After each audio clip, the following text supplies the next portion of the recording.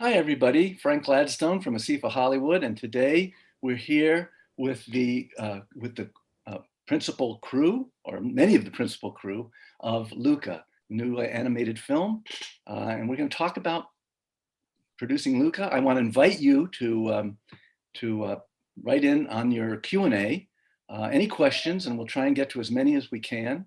But first, we'll start by introducing everybody. I'm going to start with Enrico Casarosa, which I found out it means pink house. And Enrico, I understand back in Genoa, you lived in a pink house, is that right? I did, yeah. Yeah. I used to sign my name Henry Pinkhouse, and I thought it was really cool. You were there, but you moved to U.S. and you went to study in New York at SVA, yeah, and also the Fashion Institute, if I'm not mistaken. I never finished a one degree. I was jumping around, and I'm a bit of a misfit on the studying side, and but I was at FIT and SVA kind of a night. Yeah. And then you eventually wandered over to Disney. Is that correct? Yeah, I was doing some TV series. Then I ended up for TV, and then Blue Sky Studios was my first. Ice Age was my first feature work in storyboarding. The original Ice Age? Yeah, the first one. Yeah. I remember when they laid everybody off afterwards. Yeah. They didn't. Yeah. I guess they didn't know if it was going to do anything. And the next thing, I remember that. I started work a little bit on robots, but it was just about when I left them for Pixar, 2000. Well, that 2002. Was, I guess, a good move. And you directed your first short was La Luna, right? Oh, pardon me, that's not supposed to happen, but it does on occasion. There you go. So you worked on La Luna, and then worked on The Good Dinosaur, worked on Coco. Yeah. There you go. Yeah, pretty good. I did my research on you. I also know about those 7-Eleven robberies, but we won't talk about that. Andrea Warren, producing the show. Hello, everyone. Yeah. You grew up in Sioux Falls, South Dakota? That's correct. I didn't know anybody lived in South Dakota. There's a few of us there. You ever go back? My parents ended up moving to Arizona, so I don't go back. Yeah. So you went to Westmont College, and then you interned on James and the Giant Peach. Is that correct? Right. Soft frame film. Yeah. Pretty good. And then you did work for some companies, and then got into animation over to On a Bug's Life, I think was your first show. Pretty good. And you did a lot of different things. The other interesting thing is you actually were at the boards. Well, we used to call it the boards for part of your job. That's back when we were at the boards. Now it's at the computer. But I think they said something about you were a digital painter. Yeah, I did. I was, when I first started at Pixar, I didn't really know. I had studied art in college, and I wasn't sure which path I wanted to take. So I was a digital painter on Nemo. Wow. Did you guys know that? No. I didn't know that. I discovered it like 2 weeks ago. I think someone else mentioned it. I was like, what? I know. Yeah. In fact, I didn't have a good office for it, so I painted with a blanket over my head. Oh, excellent. They couldn't find me an office. So that feels like not a good health code kind of situation at work, but I really wanted to do it. So eventually I got into an office doing it, but yeah. Pretty great. It's good to be at the boards at some point. Yes. Yeah. And your debut for producing was Lava, and then you co-produced Cars 3. That's right. And which my granddaughter thought was absolutely spectacular. Oh, good. I'm glad. And now on this show. Great. Yeah. Now I'm going to go to somebody whose name I'm going to mispronounce, so I'm apologizing ahead of time. Daniela Strijleva. Yeah. Pretty close. Hello, everyone. And you're the production designer on the show. Mm-hmm. Right? Mm-hmm. It said something about so you are from Bulgaria. That's right. Yeah. When did you come to the States? Well, I moved around, but I lived in Italy for 2.5 years when I was 12, 10 to 12. Moved to Canada, went to Sheridan College. Yeah. And in fact, the year that we graduated, I think you came to recruit, I think. It could be. How long ago was that? 2012. Could be. Yeah. So yeah, we moved to the States in 2007. Great. So, and then let me see here. It was saying something about that you still teach. Is that correct? Because you were a professor at one point. Actually, no, Deanna was the professor. Oh. I've never taught. Yeah, you can talk about that. Oh, Probably. we will. I'll get to you, Deanna. We'll talk professors in a minute. And then you worked on Good Dinosaur, Onward, and you worked also on La Luna and Day for Night, right? And Day and Night. Day and Night, yeah. And now you're on Luca. I'm gonna now mess up the second last name. First name is Deanna. Second name is Marsigliese. Marsigliese. But it's not bad. Well, I'm trying. Yeah. And okay, so you were the professor at Seneca, yeah? Yeah. I actually, like Danny, I went to Sheridan. Danny was in her third year when I was in my first, if I remember correctly. Did you pal around? No, We know each other. No. Know each other. I remember her at the graduation. We know Danny when they come to recruit, because I was a volunteer helping. I remember going.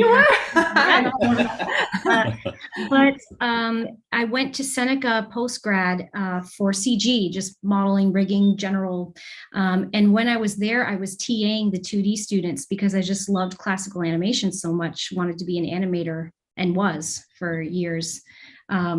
And then when I graduated, they were like, do you just want to stay on and be a professor of 2D animation? And I helped pull their curriculum together. And it was, I did it for 6 years. It was part-time while I was working in the industry, but it was so rewarding. And some of my students are at Pixar now. I worked with some of them on Luca. Yeah, isn't that great when you do that? I've been teaching for a long time too. And it's great when your students become, when they achieve more than you have. That's really when it's really great. And that's probably, you'll probably see it happen. But that's really great. Now, you worked on a lot of shows at Pixar. You came in 2008. You worked on Toy Story 3, Toy Story 4, Monsters U, The Good Dinosaur, and let's see, Incredibles 2, lots and lots of stuff. And here you are. I think Danny came on in 2008, if I'm correct. Oh, maybe so. 2012. You came out in 2012, right? 2012, yeah. But yep, Incredibles, Toy Story. Right. I had one more question for you. It says you were the art director, but you were also the animation sketch artist? Lead, yes. What does that mean? Oh, it means a lot of things. I mean, basically, and Mike, I want to talk with you about this.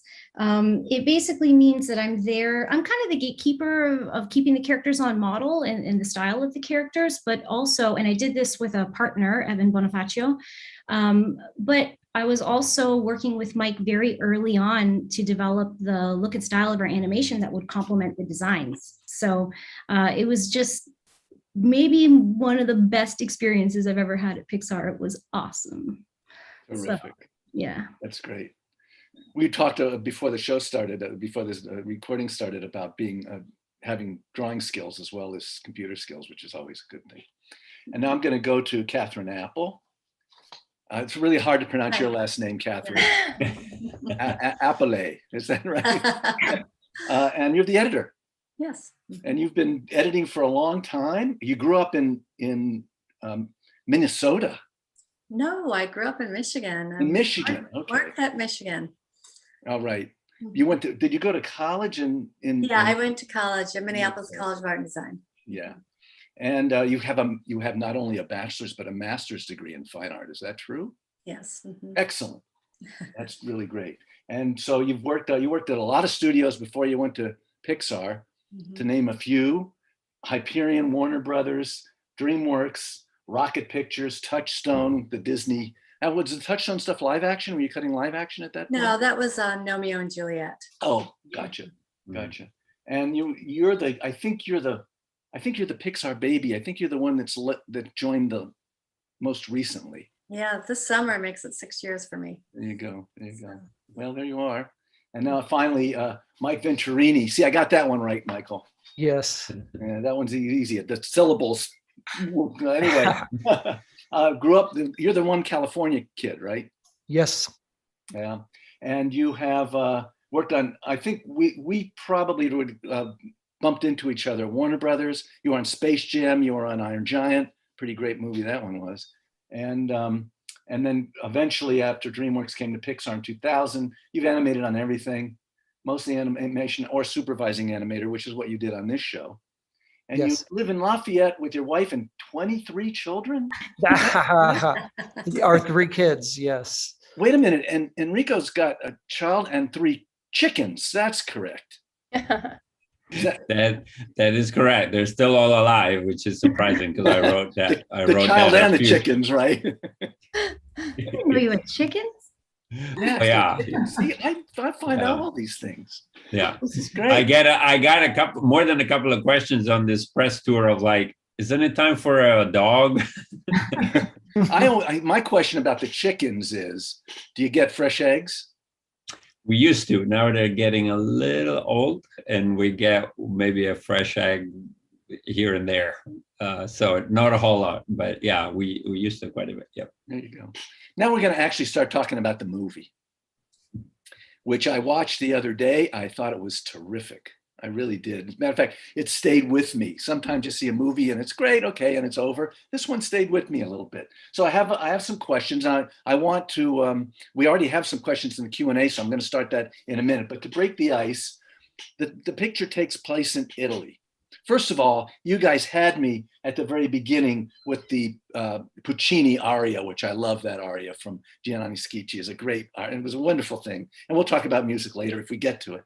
But it was in Italy. Now, Enrico, you were born and raised in Genoa, right? So when you started thinking about this, was it always going to be in an Italian town? And if so, why pick the 1950s? Maybe it's it was always with that setting because the my best friend and I, which was the nugget of the pitch, met when I was 11, 12, and we really kind of had these wonderful summers on this Riviera. And there's something so special with these beautiful little towns on the Riviera that always, so it was kind of like this interesting relationship, wanting to talk about friendship. I was very timid. He was much more of a go-getter, troublemaker. And it came with the setting. I felt like it was this nice feeling of summers and wanting to be with their kids. And we had so many wonderful memories there. The 50s is a good question. I think there's a few reasons. One is the music. Actually, one of them is just how much I love the summer hits of the 50s. When you turn on the radio, I think for a film like this with kids, right? If you think of Stand By Me, if you think about Breaking Away, they're just like the music is a big part of those experiences. I think there's something about summer and being out and wanting to have those little, needle drops. So I knew from the beginning I wanted that. So that was a good reason. I also love all the beautiful golden era of cinema. And we love the designs of the Vespa from those years. And we wanted this little bit of a small town that's isolated. So it all kind of fit much better in that era. I noticed there's a lot of hints about the era in the show, besides the classic Vespa idea. But I noticed posters on the walls. Daniela, did you find a lot of poster reference? I think it was the ones I noticed right away were La Strada and the Audrey Hepburn picture, Roman Holiday. Roman Holiday, yeah. And there's probably more I missed. Oh, there's so many great things that allude to the 50s. We've put little Easter eggs with names of directors and things like that. It's just so wonderful. The graphic design plays such a huge part in making you feel like you're in that time period. And Josh Holtzclaw, who's our graphics art director, did so much beautiful work on those posters, and also having in style with the movie a very kind of handmade feel. Everything is made like it was painted, whether it's a sign on the, again, to what Enrico's talking about, which is the charm and the hand kind of drafted quality of that world works better in that time period. So look out for all those little nuggets. There's a lot of them in there. Yeah. I was trying to, and I did only my first viewing. I'm going to go back and try and start finding those, because it was obvious there was stuff I was missing, following the story and everything like that. It's interesting. You're talking about a handmade film. Now it's a CG film, of course, but it doesn't have exactly a CG look of what we've come to expect. And it seems that there was some design here, some interest in making it more intimate. I find the whole film more intimate than what we're used to, because, you know, a CG can pull out every stop in the world if you want to. This has an intimate feel. Was that part of the approach? To any of you? I mean, yeah, you go for it. Oh, I can speak for the characters. I mean, we all worked really hard at making sure that the characters were rhythmic and lyrical and textural and rich and not computer perfect. And that's from, you know, thinking larger scope, like we have the bold shapes, but with the really beautiful textures, irregular textures within, but then down to the minor, tiniest little details that you might not notice, like irregular top stitching on Massimo's pants, and none of it is absolutely perfect. It's all irregular and rhythmic and very beautiful. I noticed that just one of the things I noticed was the undershirt that he's wearing has all the ribs in it, like those old-fashioned undershirts. It was pretty great. Pretty and good. even that has a couple of holes. Yeah. I love that. Yeah. Or so yeah, I'm sorry, Enrico. I was going to say it's the first show I ever been on where we art directed the holes. Yeah, I was saying another lovely detail that I love, like, for example, when we thought about the iris of the eyes of our, you know, especially with Luca, it's such a big part. His eyes are really big and it's all about curiosity. And we really worked hard to make the beautiful little light in it like a big brush stroke, and that even that brush stroke around his iris, it was very textured and irregular. You know, we kept on joking that smooth gradients were the enemy and anything that isn't fully saturated was the enemy. You know, I think anything that looked too gray or white, we would just kill, and we brought a lot of saturation.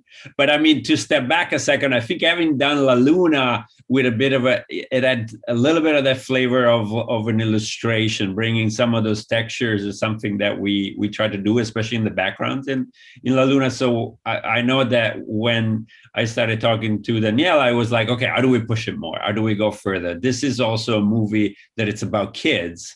And I really love the idea of bringing some expressionism that would go well with the playfulness of that point of view. Mm-hmm. And so we really threw a lot at it, like textures and you know, in the sets, in the characters, and you know, we try to really stylize and bring inspiration from 2D or sometimes even stop motion. You know, if you look at Julia's hair, they're a little closer to felt than hair, right? So that was a lot of fun to bring something that still was immersive and not too distracting, but we took a lot of cues from even, you know, and so we should also get down to talk about the animation style, because we were able to carry it through to all the different parts of the movie, which is really fun. I'm going to do that. I'm going to take a couple of questions here. I heard there was this is from Laura Gross, one of our members. Hi, Laura. When you were able to do were you able to do a location scout in Italy? I think you were. I think I read that. Yeah. And so where did you go? How did it influence the look of the picture? How many of you guys got to go on it? Yeah, we had a couple of fun trips. I went with Enrico first. Were you going to say something, Enrico? Sorry. Oh, no, you go for it. Yeah. The first trip was fun. Couple of trips, yeah. We first traveled very small group with Enrico. We got to go to all the Cinque Terre, so we studied the towns inside and out. Got all these beautiful details that we captured from them, and we're nerding out about like where to, you know, this piazza is amazing. These people are great. You know, the sea, the color of the water. But we learned so much about the region and took all those details. And then there was another trip, which Dee, you were on, if you want to talk about that one, right?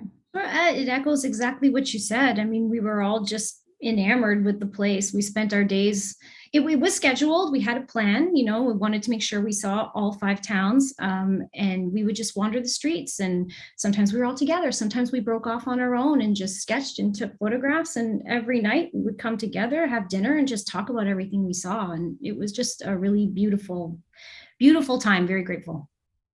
Yeah, and I'll add, there was a couple of, you know, Cinque Terre are not far from Genova. We also visited Camogli, which is this lovely little town.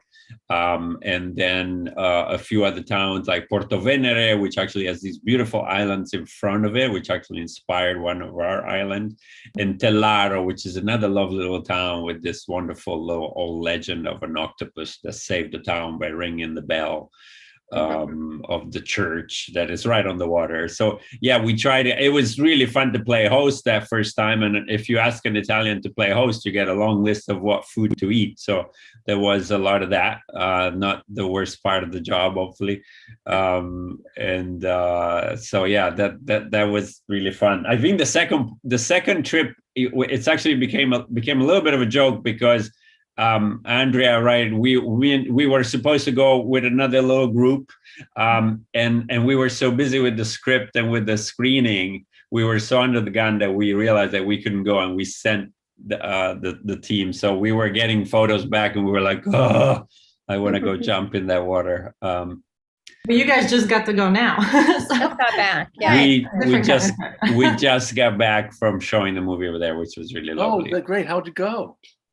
It was very fun. Yeah, it was lovely at the aquarium in Genova, which felt very quite perfect. They have these huge big tanks in the aquarium with huge stickers of our characters, and so there's a manatee and Luca a sticker in front of it, so it's a little strange, but fun. Yeah. Here's a question that's going to kind of a segue, because we did mention just a minute ago about food. This is from Greg Airbar. Now, Greg is actually a music specialist for animated films, a historian. But he says, I am an Italian on my mom's side, as well as a runner and a triathlete. So all the running and pasta eating in Luca was joyful to me.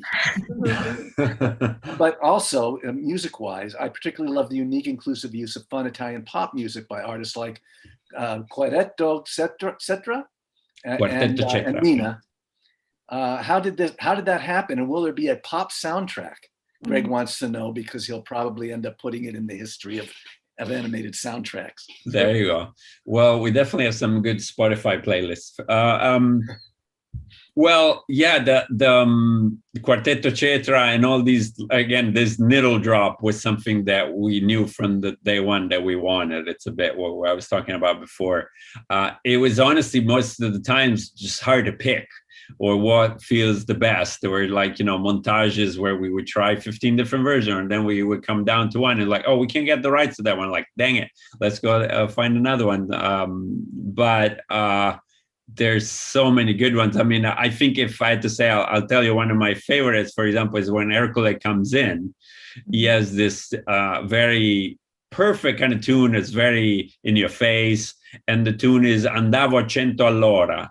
So the tune is even saying I'm going 100 kilometers an hour. So it was these wonderful little opportunities to get this overlaying of character and songs. It was really a lot of fun. And yeah, I actually realized that we haven't done a whole lot that at Pixar. Someone in an interview pointed out to me, and I was like, oh, interesting. We haven't done as much. I think WALL-E would be a good example where we use more of a needle drop, but I wanted to step back a minute, because we were talking about a little while ago this kind of handmade look of the film, that some of the characters have.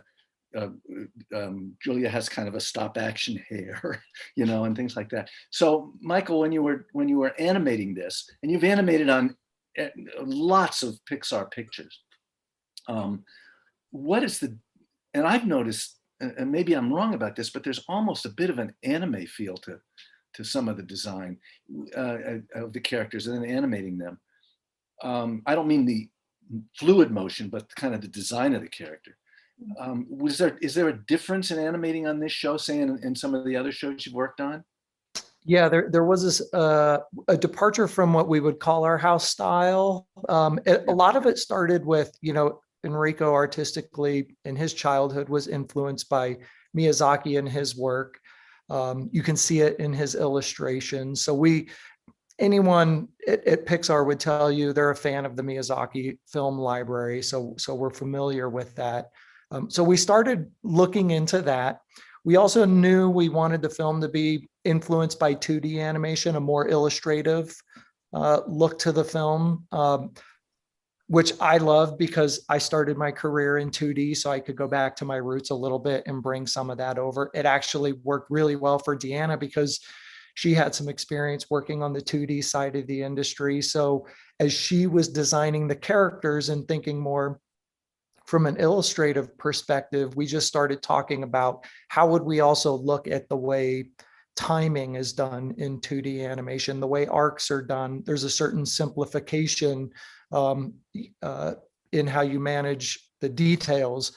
So we just really did some analysis there and came up with a style of animation that it took a little exploration, doing some tests, presenting them to Enrico, seeing what he responded to, and kind of honing in on a look from there. I'd love to jump in and champion. I think it's a point of pride for me, and I don't want to speak for you, Mike, but I just excited me so much the way art and anim work together. Like I just, and this is not the first show for that to happen. We've had other feature films at Pixar, like Incredibles, with a strong 2D influence where art and animation have really held hands. But I think what was really cool about this is that because art had made so many very deliberate choices, we were able to present these choices to the animators ahead of time and just kind of say, like, look, this is the history of the design. This is where it came from. This is what we're thinking. This is why we have so many textures. This is why we chose the bold shapes. And what are ways that this can translate now into the animation? So, texturally, and Mike already spoke to this, because we have so many textures in the design, don't over polish the animation, leave the texture in your timing, juxtapose the areas of high energy with quiet. All of these things came out of the conversation between art and anim. Yeah, one small detail that is kind of like in 2D animation, you try to avoid an exact profile because you're trying to add depth in the drawing. So you're trying to find that nice 3/4. We fully leaned into full profile and it's a little bit more of like a cartoon illustration choice than a 2D animation choice. So there were little details that we purposefully leaned into that normally we lean away from as much as possible. I think that's where you feel a little difference. Also, Mike, and maybe this is a false equivalence, but I'm an old time guy, and I noticed about the animation playing with the profiles, and how Bill Titley used to play with profiles when he would animate back in the day. This is a long time ago. Take a look at Stromboli, a supposedly Italian character in Pinocchio. There's fudging going on, and it's a good thing, And I kind of see that in the you weren't tied to realism. You weren't tied to being so natural that it becomes you stayed with stylization, which is great. Yes. On this film, cheating was a good thing. It wasn't a dirty word. It was like, let's just cheat them out, Yeah, cheat. There's a scene in Pinocchio. You guys will probably all go look at it now, where Stromboli is telling Pinocchio how he's going to make him rich, and then Pinocchio says, "I got to go home, tell my father," and Stromboli has a fit, and locks him in a cage. Watch, and that was Tytla. That was a real good drawer as well, and a sculptor as well, playing with that. But you also talked about timing here. I'm hearing that, and the timing on editorial seemed different to me as well. Now, Catherine, I don't know if I was just looking at it left-handed eye or something, but it seemed to me it was a more intimate timing. That the fasts were a different kind of fast than you sometimes see with adventures, and the slows were purposely, pleasantly intimate. Yeah, it actually was a dance between Enrico and myself. There were times, Enrico really loves things slower and a little bit, take his time, and I guess let the animators really bring things out. And then there were times where I'm like, yes, but we definitely have to speed this up here so we can enjoy that moment later on. But there was constantly a back and forth between us about creating a pace for this movie, which I do think is different than anything I've ever worked on. The back and forth that we had, where we wanted to breathe and where we wanted it to go faster. Yeah, I mean, I really, it was so key to have your help, Catherine, because you're right. It was really about like allowing a moment to breathe, and when do you speed up the next one? And I think, it was really about how can we allow for some lyrical moments to be there. Honestly, earlier on, when I was trying to find the tone for the movie, sometimes you realize like, well, if you overdo it, and everything is lyrical, nothing is lyrical. And so it's so much of the finding was about like, okay, let's do it here, and let's keep things moving here, and let's have the energy there. So it was really a fun collaboration, and I'm sorry, I interrupted you. Go for it, yeah. I wanted to go to Andrea for a quick minute now. Being the producer, you get to kind of figure out how to cast this picture. It's a really interesting cast. And I wondered, was there a particular approach that you guys had about what kind of actors you were looking for? I know you were looking for kids for the main characters, not adults playing kids, which I don't think we do anymore. Yeah, I mean, it is a search, you know. We looked at over 1,200 kids ultimately for the main 3 roles.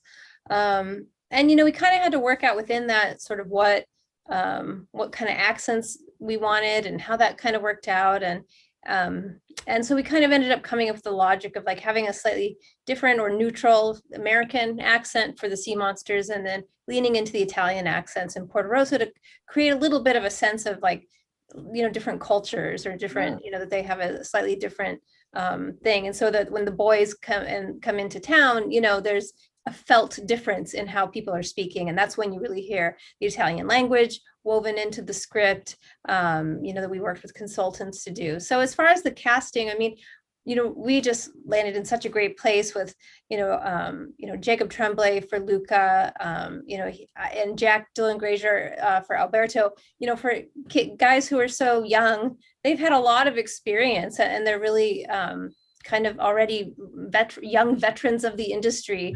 And so, you know, they really kind of embodied their characters in a lot of ways. You know, Jacob is a very kind and curious kid, open, and his ability to access emotional depth is amazing. And, you know, Jack is like a fireball. I mean, he made us laugh in an interview recently saying, if anyone double dog dares me to do something, I just have to do it.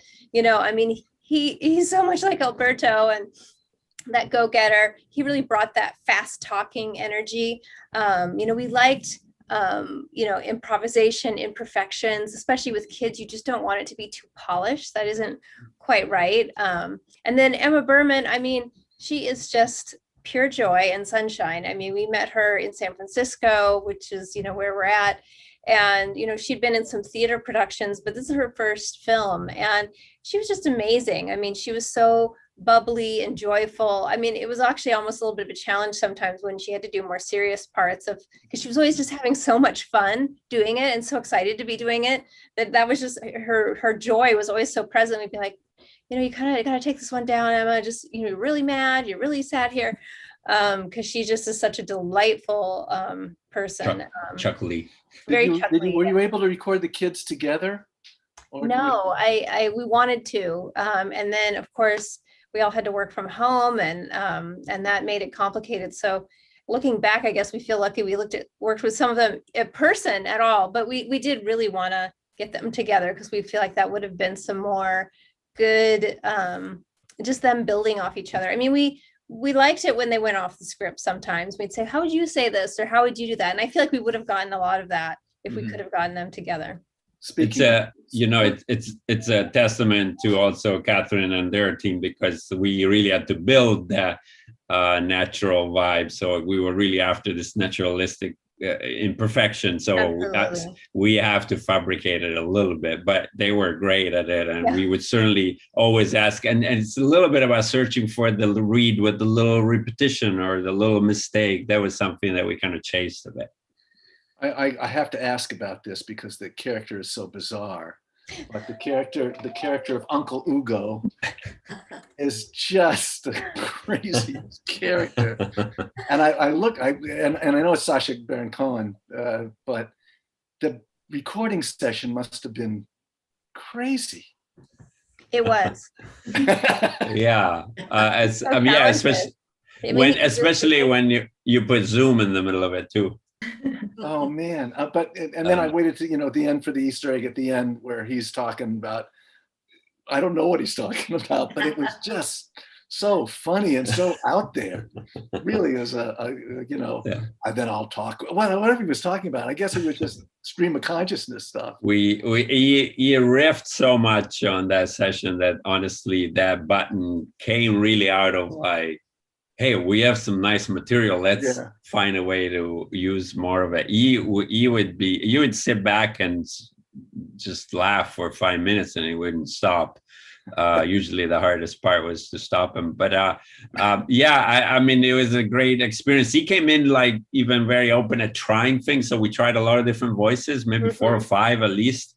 And then we owned in on this one. And we rewrote that monologue 2 or 3 different times, but kind of saying, if you want to pick and choose a few of these, and then you would just really freewheel, and it was so fun. Interesting, I still remember the camera on his computer was really low, so all I would see of him would be like, you know, like from up. It's just surreal. It kind of suited the character, and it was he was a lot of fun.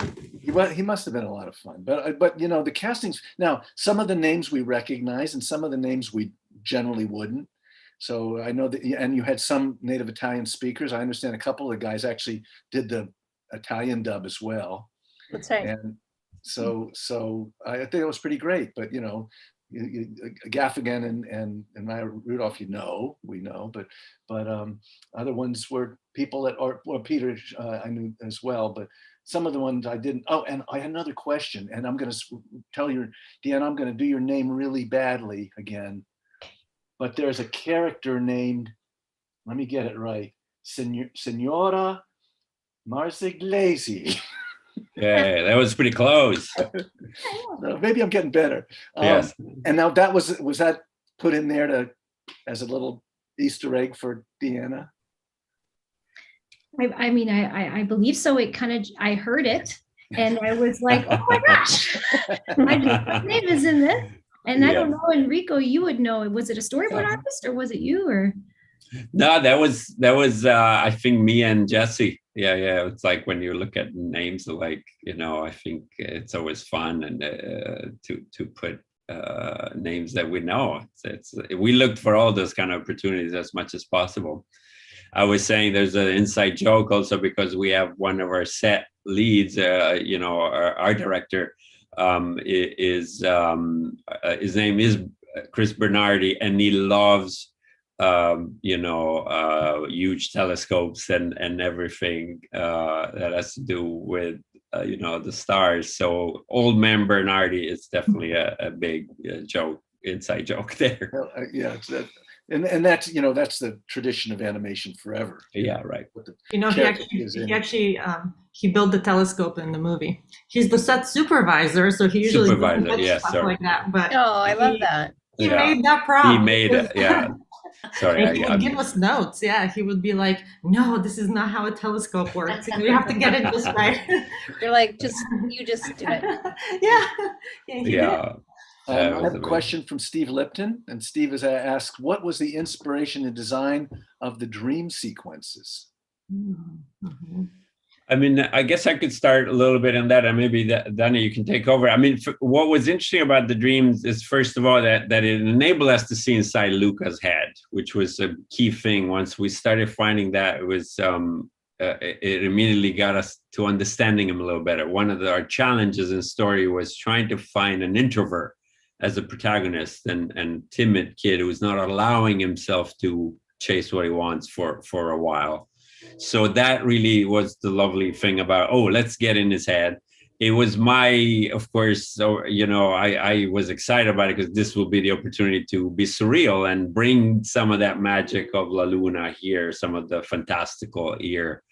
And the way, so, and then we thought about, how can we progress? This is his mind expanding, his curiosity expanding.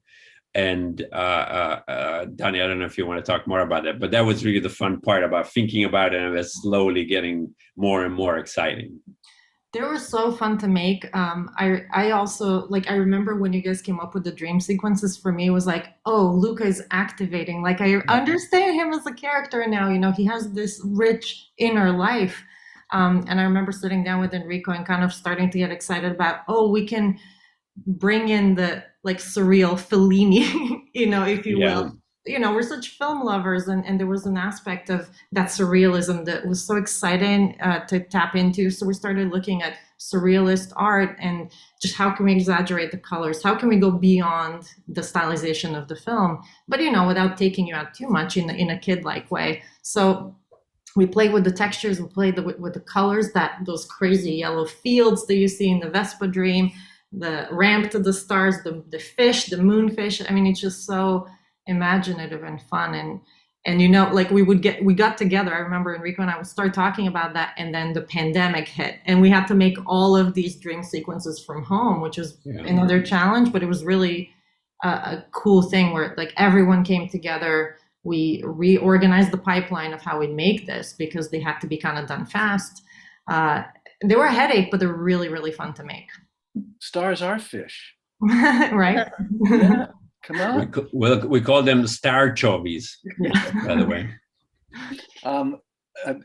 This is the part I thought was really interesting thematically. Now, this is just a fun film the kids can watch and have a good time, and adults too, but it also has some subtext that's pretty important in today's society.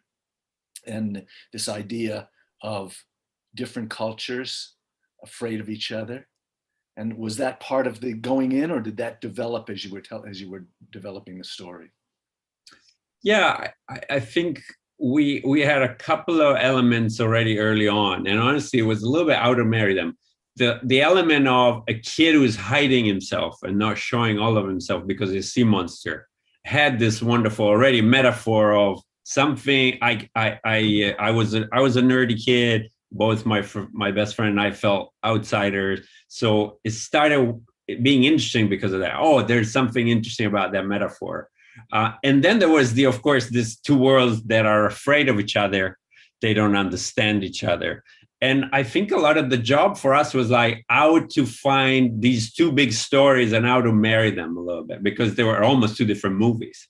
And so I think the interesting job for us that we realized, well, actually, Luca ends up being the connective tissue, and connection and curiosity are the answer to fear, right? And so we did find a way in a lovely way, in that nice phrase when grandma says like, well, not everybody's going to accept him, but he sure knows how to find the good ones. It was this sense of like, well, listen, not all differences are going to be able to be bridged, but he knows how to find people that will be open, people that will be curious like him, people that will be able to get past the first prejudices or not knowing each other. So I know that was a big journey, mostly because you needed to find a way. How did the friendship and the two big faction story relate? The idea also that they're sea monsters, they're called monsters by the people on the land, right? The people that are in the sea, the mother says, don't go there, don't ever go there, they'll eat you alive, Yeah, they're the land monsters for the sea folks, right? The design of them as the sea creatures, that's really interesting. How did the design come about? What did you look at or what inspired this idea? And there's a second part to that question, and this has something to do with the animation, also editing. They change when they hit water. When they come out of water, they change. But there's different ways they change. They change differently when it's raining on them because they change in spots, And they're different when they falls overboard and part of them is wet and part of it is. So that had to all be designed as well. So number one, what inspired the design of the sea creatures? Were there other things? And number two, how did you come up with the different variations of how they change from one to the other? Well, I'd be happy to take the first question. With regard to the sea monsters, that was definitely a process, but it was so cool because it was very blue sky and we could really stretch our imaginations. Who's ever seen a sea monster? No one, right? So we could do whatever we wanted. We started with the carte marine, right? And those are the antique maps where you see the sea monsters as decoration on them. But quickly departed from there. I started looking at Japanese block print. I looked at vintage scientific illustration, and I started collecting images of folk art, but from all over the world. Anything, like Danny had already referenced, anything hand carved, anything that really showed the hand of the artist and the texture.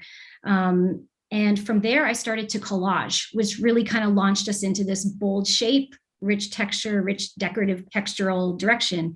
But one thing that stayed very elemental for me was their decorative origin. When you go to Italy and elsewhere, actually, when you see sea monsters, they're always decorative. You see them on scrolls, you see them frescoed, mosaicked, in marble, in fountains. So I wanted them to stay beautiful. And then we had Jen Chang, who was doing the textures and the colors and the iridescence, and that all came together so beautifully, I think. So on the design end of things, those references were my origins there. When they change, when they have a transformation from a sea monster to a land monster, or vice versa, part of it's animations, how they move, but part of it is, was it a visual effect, or was it part of approaching them animated wise when their skin changes, or I'm thinking about when he's on the bicycle and it starts to rain and he's not a complete change yet, but those kind of things. Was that an animation problem, or was that a visual effects problem, or a little of both, Mike? A little of both. The delicate details of the shading and how the scales worked and the technology behind that was, certainly passed on to the effects and shading department to really bring the final image. But we developed a rig where the animators had the controls to demonstrate when the transformation would take place, where and how, so that it could, because like you said, sometimes it's just a physical kind of shaking off the water. Sometimes there's an emotional component where it's a little bit slower, and then sometimes the spattering rain. So yeah. Sometimes it's comic and sometimes it's not comic. It's it's a crisis. We realized that we needed really to give the controls, right? There was a lot of effort to ultimately everybody giving the controls of the timing to animation so that we could control, emotionally, because it's true. It's really like we won't wonder a moment, then we want to see it more as a fearful thing. Then most of the rest of the movie, you've seen it, right? So we knew we would want to be a little quicker with. Yeah. I like and also when you're cutting together those kind of sequences, for instance, when they're eating and Alberto gets wet or something, if I remember correctly, and then there's how to cut that together so that it, because the dad might see him and it'll be all over. He's a guy who cuts fish up. I love the way that thing cut together so that will he cut me? Will he think I'm a fish? Will he, he's the harpoon guy, and it really cut really nicely. Catherine, I thought it was one of the really nice, funny, scary parts of the movie. Mm-hmm. Yeah, and I think it's like tells you what's going to happen, in the world. What could happen? They could get caught at any moment, right. And it could be the father. But I think that adds the tension right away. What could happen and what's going to happen. And then the joke at the end. Well, I don't want to. No spoilers. I can't take spoilers. I'm not going to. Well, I was just going to say that moment you point out, that was a super collaborative back and forth between editorial too, because it comes in layout. The animators put the performance in. They're thinking of the logic of the transformation and how it all adds up. And then you hand that over to edit, and then they put the comedic timing of the pacing back in there. And then it comes back to animation to then tinker. So that to get something to work that successfully, it is a little bit of a house of cards that we kind of work back and forth. I compare it in an odd way with the scene on top of the castle when the two boys are arguing. In that really great scene where Alberto is depressed and Luca is coming out of his shell, and then he jumps off at that point. But that's such a different feel. They're not. It's not that far It's not that far away from each other in the film, but it's such a different feel. And again, the cutting of it is so purposeful. Where the other one is the purpose of the other one is this fast cut and a funny thing, and that one is so purposeful and ends with such a sting when that happens. So kudos to everybody on that. Performances, the way it looks, the way it was written, it's really pretty terrific. so there's a question that's in here that we got early on, and it's kind of the last question. I know it's we're kind of running out of time, but it's a big question that everybody's answering now. And it is, how did you do this at home? Your credits say you did this in the Bay Area in your slippers. How did it work? Yeah, I mean, everybody probably has a take on this. I mean, everybody here is a leader on the show and helped, shepherd a team through this experience. I think like everybody else, we had no idea what this was, how long it was going to last, what we were dealing with. I mean, I don't think we could have ever comprehended, just what we were facing, and the fact that we would never go back to the offices. It's only now that some people are starting to return. So yeah, I think we had to roll up our sleeves and get really scrappy really fast. I mean, luckily our computers are set up in such a way that, most people could work from home. Editorial was another thing to figure out. Recording actors was another thing to figure out. I mean, I really was wondering about that first and foremost, because I thought, well, if we can't do that, we really can't proceed. But, again, working with the teams, we, sent microphones and iPads, and Jack Dylan Grazer recorded in his mother's closet, with the clothing helping baffle the sound. And we'd have to hit the hangers with his hand, and we'd say, Jack, you're hitting the hangers.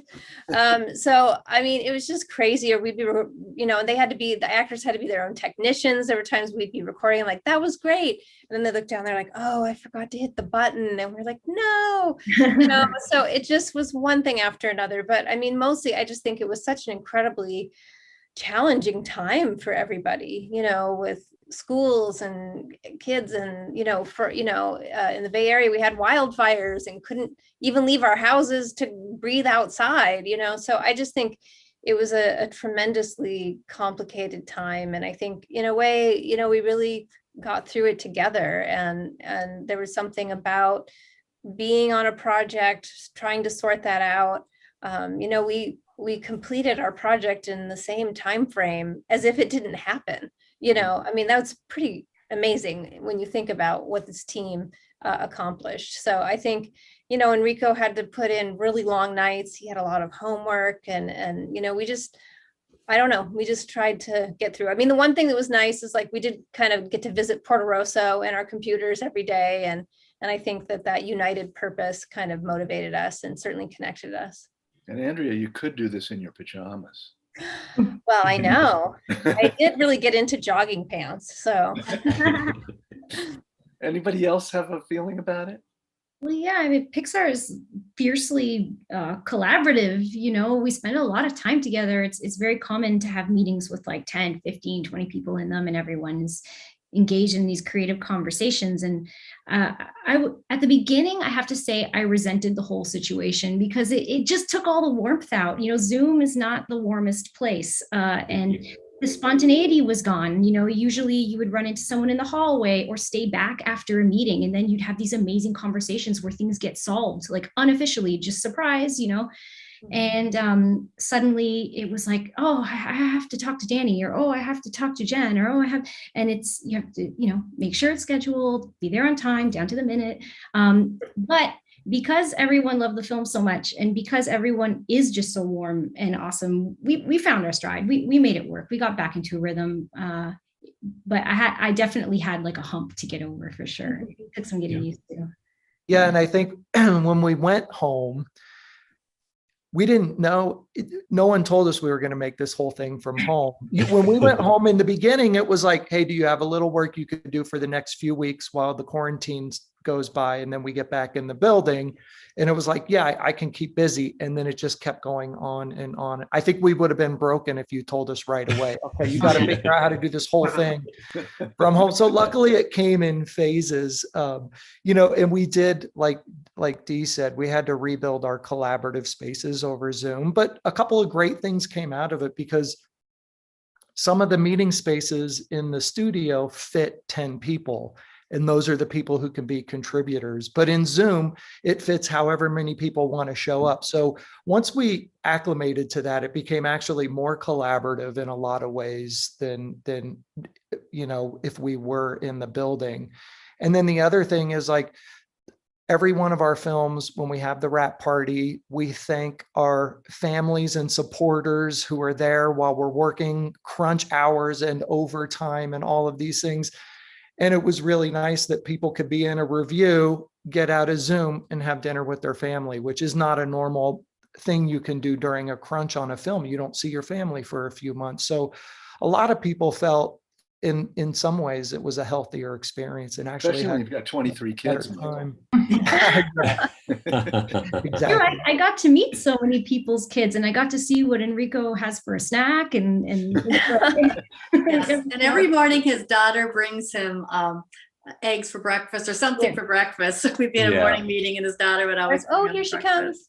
Yep. The door opens, the hand. They were, they really become part of the gang. And honestly, yeah, you're right. The alternative would be like we would have seen our family so much less. Yeah. You know, so we were still a little bit like, oh, I'm really busy, but you get, oh, thank you so much, you rock. Yeah. Yeah, my kids were so excited to see this because they felt like contributors. You know, they were more attached to this film than anything else I've worked on because they were there right along. They could pop into my office and see what I was doing, or they could see little milestones. So they felt invested too. It was really an exciting. I mean, your kids will carry that memory. Absolutely. I had my son approve a couple of things for me. Okay, I really don't know, which color do you like better on the sea monster? You pick. He picked the one that you picked, Enrico. Oh yeah, that's nice. That is so anything awesome. from you about working? I was just going to say this.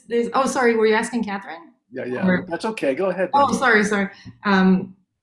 I was just gonna say, adding to this whole thing about the family, there's we're all creative people. We put our hearts on our sleeves all the time. We show things that sometimes don't go.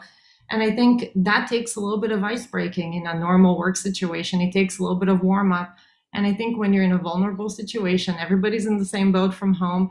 You see people's dogs and kids, and we're all kind of there already, So for me, there was something of a humanizing of the whole experience of everyone. I feel like, in a way, even though it was really hard, it was kind of easier.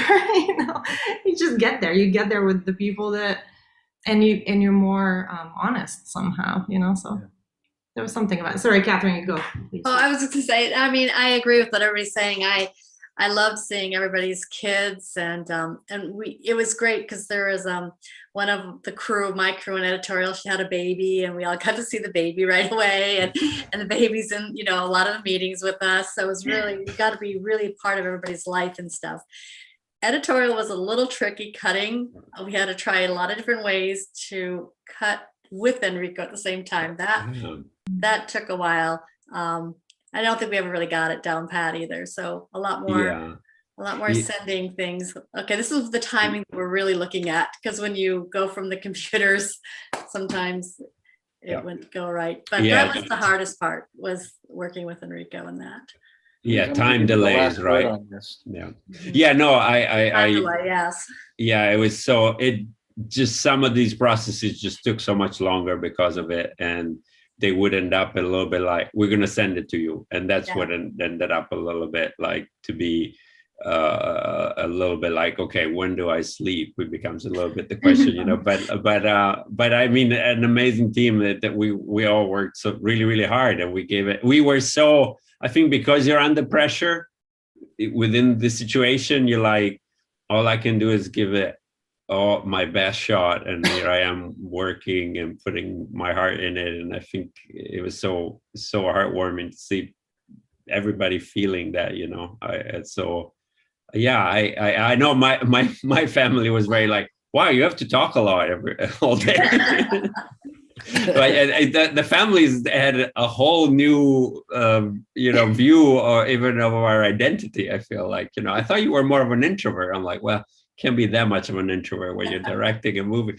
But yeah, no, I think, again, I even said it, like, I mean, I would have probably missed a year and a half of my daughters growing up, and here I had her outside my door all day and sometimes chiming in, so I am there were beautiful silver linings to it, and a lot of processes that were difficult and took longer. That was a little bit the tricky thing. So it'll be an interesting new world of what do we keep, what do we go back to. That. I was wondering if there's gonna. We'll see what people keep, what they bring, that they learn, that they. Pardon me, got a frog. What they learn and what they can keep in the next production, and what they're going to be happy to leave back there again. But what happened at the end of it, with all the trials and tribulations and everything, you got a great movie out of it. You should be proud. It's a really, really, really great movie. Thank you. Thank you. So now we're all going to say goodbye. So thank you very much. Thank you, Catherine. Thank you, Deanna. Thank you, Andrea. Thank you, Daniela. I'm not going to try and say any last names. Thank you, Enrico. And thank you, Mike. It was really fun talking with you today. Thank you. Nice to talk to you too. Thank you. Bye. Bye, everybody.